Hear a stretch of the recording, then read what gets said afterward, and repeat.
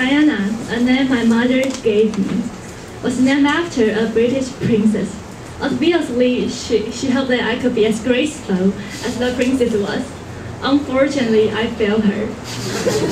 Because of the stereotype of this name, most people think the owner of this name must be a quiet and gentle girl who just likes to sit in air conditioning rooms and hates sweating.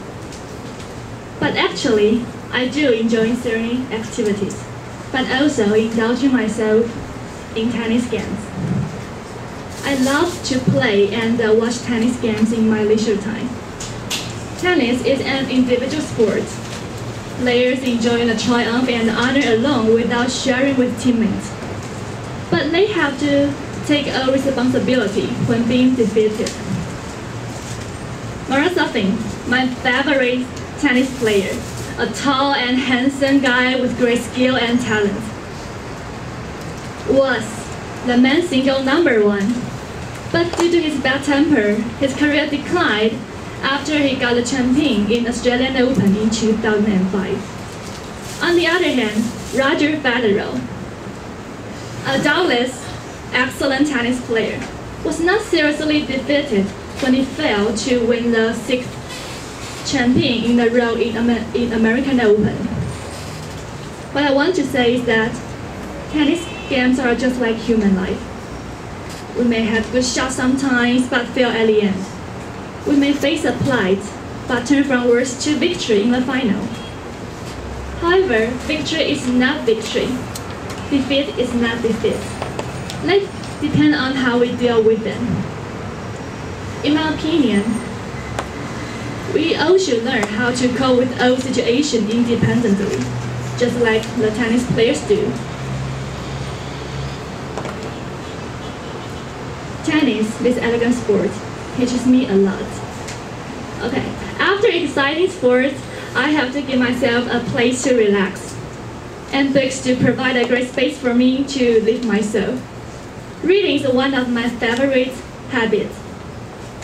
Although electronic books is hot now, I still prefer the feeling of leaving paper with fingers to staring at a screen and surfing with mouse. Because of the spread of books, even from generation to generation, value of author's thought ascends. Well, one of my impressive stories is The Dream of the Red Chamber. I cried when I read it. In this Chinese classic, I found that life is but a dream, so I was confused and doubtless about the material world. Well, I kept reading and reading, while Cao Xueqing's thought passed through hundreds of years to me by words. Wasn't it amazing? That's the magic power of words I admire. Except reading books, newspaper is also a necessary reading matter for me. I know it sounds like old-fashioned style, but I depend on it every day. Each sentence in the newspaper make me relax, and surfing paper is more comfortable than searching news on the internet. Reading newspaper is a charming daily routine for me. However, the quality of the mass media is declining, and newspaper is no exception. For example, they put pictures of dead bodies or disgusting and sensational diagrams on it. Thus, recently, I have been disappointed when reading newspaper. Okay, I think that no one is totally extroverted or introverted, just with the different percentages.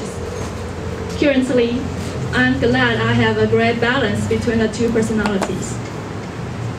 Although I do not know what I would be like in the unpredictable future, I like this Diana, who enjoys reading and the tennis game. Toastmaster of the evening.